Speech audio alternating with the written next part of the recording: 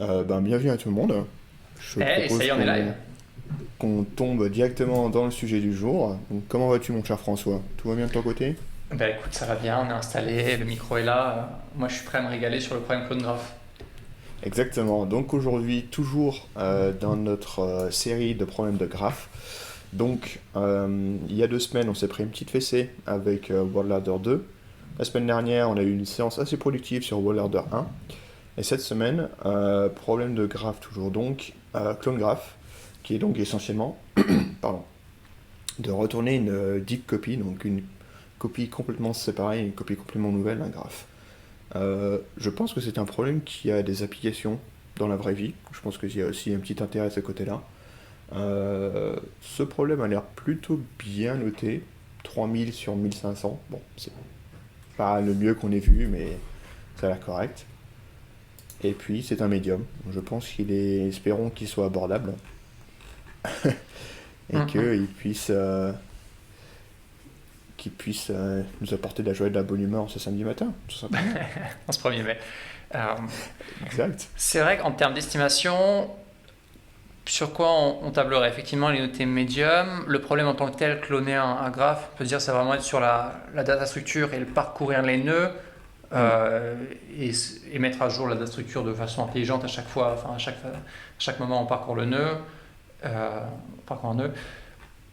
Je pense qu'en 20 minutes, on peut déjà avoir une bonne appréciation du problème et sûrement déjà des pistes d'implémentation. Bah, surtout que c'est pas notre premier problème grave j'ai envie de dire, dans notre agenda en ce moment. Tu vois, on en a fait 3, Ouais, 4, 5, je pense, problèmes de graphe.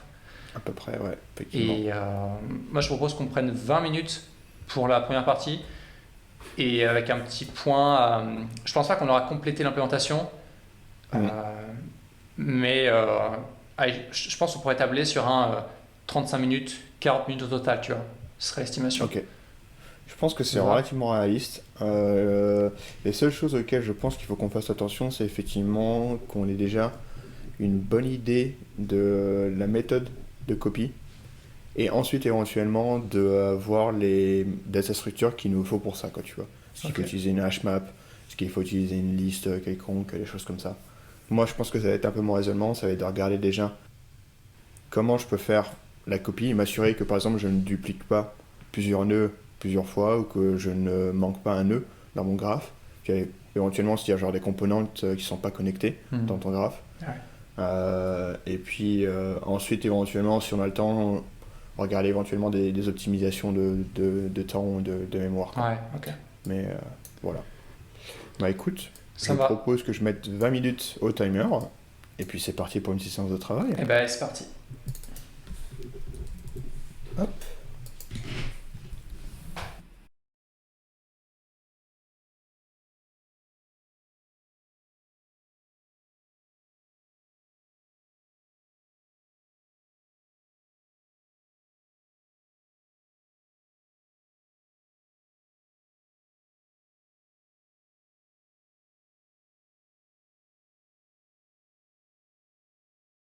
Et il reste 1 minute au compteur. Ok.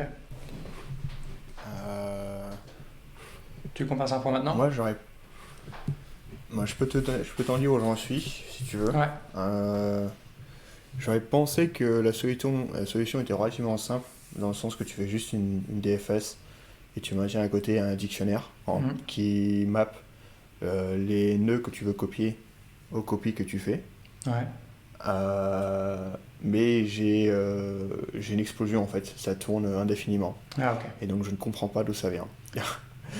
Donc je pense que je vais chercher un peu, mais c'est la piste sur laquelle je suis parti, quoi. Hmm.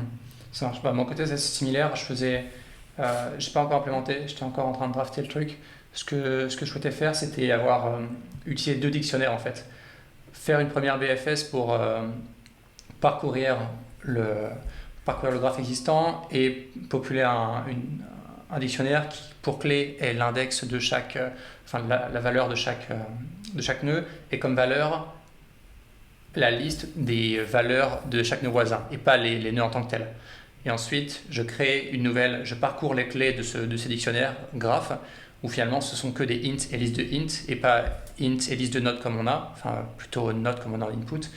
pour créer mon new graph qui serait encore une fois du coup un dict avec comme clé un integer qui soit la valeur du nœud et comme liste et comme valeur pour le coup la liste des nœuds voisins et liste que je créerai au fur et à mesure en fait en parcourant mon premier graphe. J'itère sur mes clés de premier graphe, de ces valeurs.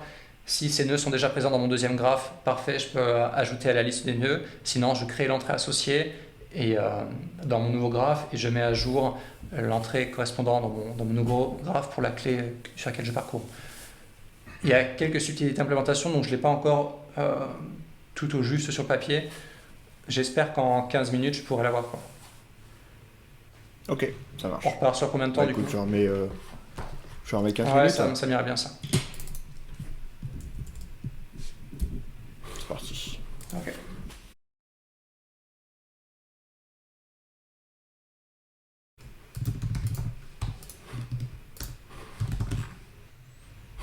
Ah bah, je viens de la raison. Bah. C'était juste une ligne à changer. Ah bah bien ouais. Du coup ça doit faire en 21 minutes, c'est propre. 21 minutes et plus rapide que 92.84 et plus Mémoire. léger que 60%. Waouh, ok, bon, ça c'est propre. C'est pas mal. C'est pas mal. Bon samedi matin. Bon, du coup c'est clair que tu peux prendre de l'avance sur le Notion, parce que je l'ai pas encore implémenté pour le coup. Écoute, je vais te mettre ça dans un PyCharm. Ah et oui. puis, ouais, effectivement, je vais démarrer, je vais démarrer le Notion ensuite. Quoi. Yes. Mais en fait, ça m'a fait penser à un autre. Bon, je vais pas te déranger, mais ça m'a fait penser à un autre problème. Et la solution est un peu similaire Ok. en fait. Et, je pense que ma solution se porte bien à quelque chose qu'on peut conveyer dans une newsletter route, parce que je pense que c'est une méthode qui est relativement générique. Ok. Donc c'est pas mal. Cool.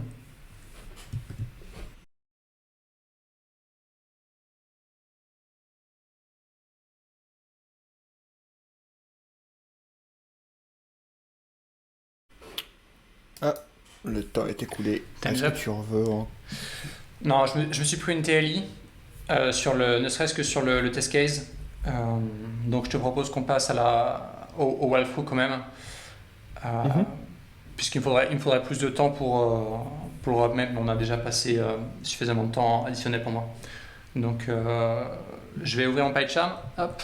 Ok, c'est bon, je vois ton code. Ah, c'est pas grave, Je mets 10 minutes sur... peut-être même pas. Je pense 7 minutes c'est possible. Ça marche. Alors, ça te fait du 720 secondes. Non plus. Non, 420. Si Comment c'est c'est carré, derrière. elle est encore au 420. Ouais, elle est mal. Alors, tu vois bien le code? Tout est bon? Ouais, c'est clair. Ah, ok. Alors, je vais juste commencer par ça. Donc ça, c'est simplement une copie de la définition de la classe Ouais. node. C'est juste une classe container, donc il n'y a rien d'intéressant. Seule chose que j'ai rajouté, c'est pour la fin, c'est la petite fonction string magic pour avoir une meilleure représentation de l'objet quand on imprime. Parce que sinon, il t'imprime l'adresse mémoire et c'est pas très cool. Ouais. Et là, pareil, juste, je skip au main directement. Ça, c'est simplement parce que ce qu'il nous donne dans l'Unicode, c'est une liste, une adjacency list, et Ouais. je transforme en fait en une liste de nodes pour lesquelles je crée les nodes, parce que Clone Graph prend un seul node comme entrée. Ouais. Donc, je fais simplement une petite transfo là. Voilà. Donc, on voit que le code est relativement bien contenu, donc c'est à peine 15 lignes de code, peut-être 10 si on enlève les espaces. Donc, premier check que je fais, c'est tout simplement si le node est non existant, ben, ça sert à rien de continuer plus loin, donc je retourne le node directement. Et ensuite, vraiment le plus intéressant, c'est du coup ce qui se passe ici. Donc en fait, la méthode que je fais, c'est que je vais traverser le graphe. Donc ici, la méthode de traverse, ça va simplement être une DFS, simple. Et à côté, à chaque fois, pendant que je fais cette traversée du graphe, je maintiens une data structure, ici un dict, qui va me permettre de créer, lorsque je traverse le graphe, les copies des nodes que je dois faire. C'est-à-dire qu'en fait, ici, ma data structure que je vais maintenir au cours de ma traversée, c'est un dict, pour lequel la clé, ça va être un node du graphe original, qui doit être copié, Ah, ok.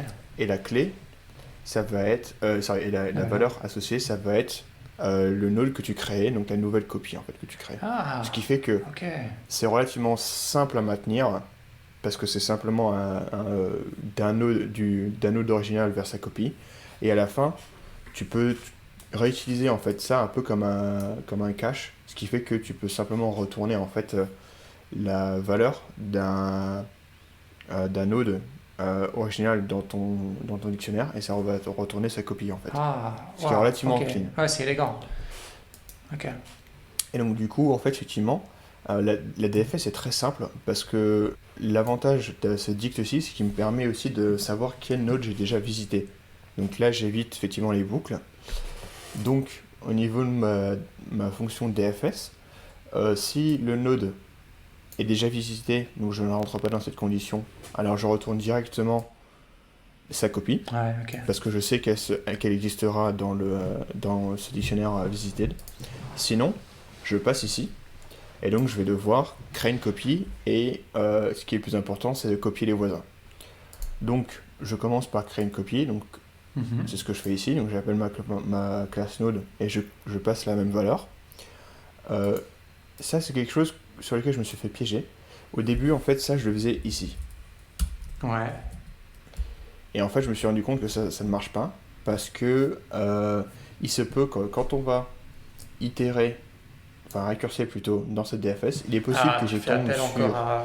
Ok. sur Node et que du coup il le trouve pas et que du coup il me Mhm. crée un nouveau node et en fait ça te fait une boucle infinie. Ok, Donc ce qui je est vois. important en fait c'est qu'il faut que tu crées, mais il n'y a pas encore les voisins, et ça c'est pas grave, mais au moins tu as créé l'entrée et ça va t'éviter de la recréer à chaque fois. Et ça c'est quelque chose sur lequel je me suis fait piéger.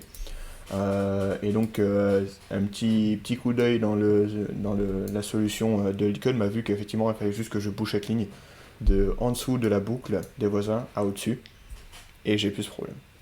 Et donc ensuite, c'est simplement que j'itère sur les voisins donc de mon node que je dois copier, donc node.neighbors. Et donc pour chaque voisin, ben, je vais itérer, enfin je vais récurser, donc j'appelle DFS dessus. Ça, éventuellement, ça va me retourner une copie de ce voisin que je vais pouvoir ajouter à la liste des voisins la copie du node que je fais actuellement, donc new node ici. Et une fois que c'est fini, ça sera mis automatiquement à jour parce que Mhm. ça c'est une référence du coup à la copie du node qu'on fait. Et je retourne simplement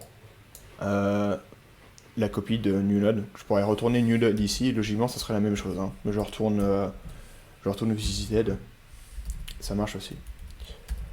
Donc voilà, et je fais ça du coup en partant du node qui nous donne en entrée. Mhm.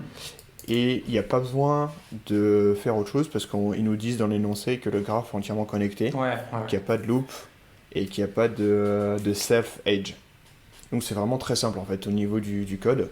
Et si je tourne, donc ce que je fais ici c'est que je printe déjà le node original, donc, qui est d'indice 0 dans les nodes que je crée. Mhm. Je passe ça dans Clone Graph et logiquement lui il devrait m'imprimer effectivement un node qui a la même valeur et les mêmes voisins. Ok. Donc si je fais ça, hop, si je run, donc voilà. Yes. Donc ça c'est mon node original et ça c'est la copie que j'ai fait.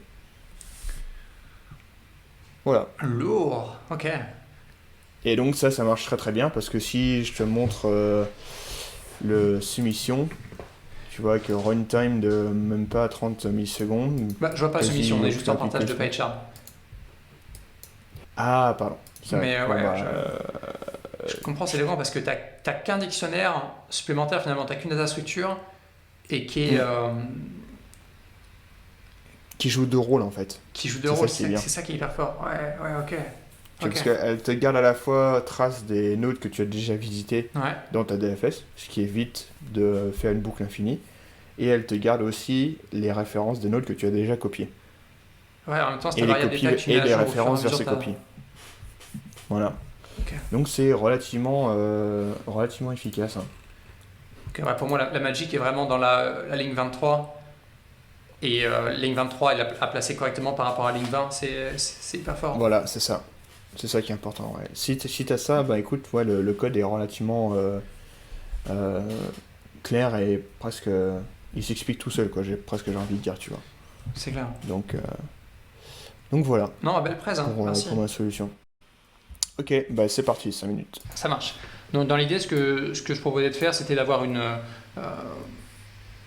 faire un parcours mon premier graphe et dans un premier temps de simplement créer les nœuds sans leurs voisins, donc dans le nouveau graphe, à maintenir avec utiliser une structure de type dictionnaire new graph qui contiendrait en clé un integer et en valeur le node, le nouveau nœud associé, donc qui est initialisé avec une copie du coup de ce node initial. Et l'idée c'est initialement avec ma BFS, je visite le graphe existant, je crée les nœuds sans leurs voisins. Et ensuite, je refais ma DFS, cette fois-ci en ajoutant les voisins vu qu'ils ont été créés. Mon idée pour ça, pourquoi j'en fais deux finalement, ce qui je pense peut être optimisé en une, c'est je me disais, ah oui, mais à la première BFS, finalement, je ne sais pas si j'ai créé déjà les voisins que je vais vouloir ajouter. J'étais un peu piégé, je me disais, est-ce que je check ils ont été créés ou non en tant qu'entrée, et s'ils ont été créés en tant qu'entrée, alors je devrais récurser dessus directement. Et je me disais, du coup, ça aurait été plus approprié à ce moment-là avec une structure DFS, comme tu parlais, que ma façon BFS de traiter le problème. Parce que là, je me retrouve à faire deux BFS. Une pour simplement avoir le graphe, mais finalement, tous mes nœuds n'auront aucun enfant, aucun neighbor. C'est ça, ouais. Et ensuite, je la refais, et cette fois-ci, ce qu'on voit à partir de la ligne 33, là, je réitère sur mon deck, sur ma queue, et je regarde pour chacun des neighbors, s'ils n'ont pas été déjà ajoutés pour un nœud donné, eh bien je lui ajoute les voisins. Ouais, en fait, c'est ça. Tu fais une première étape où tu crées les nouveaux nœuds. Les nodes. Ouais. Voilà, et ensuite, la deuxième étape, c'est tu connectes les voisins. Ouais. Et là, je me suis dit, c'est pas. Il y a mieux, c'est évident qu'il y a mieux à faire parce que. Et en plus, là, ça marche pas. Donc, je pense que je prends une TLI. Donc, clairement, je dois rajouter des nœuds et ne pas avoir de conditions d'arrêt dans mes while.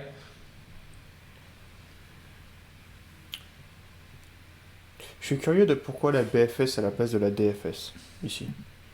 Est-ce que tu as une intuition, tu t'es dit, tiens, ça va peut-être mieux marcher que l'un que l'autre, ou pas forcément? En fait, dès le début, j'étais parti sur je vais faire un premier scan de mon graphe pour le copier et ensuite en refaire un pour ajuster les connexions.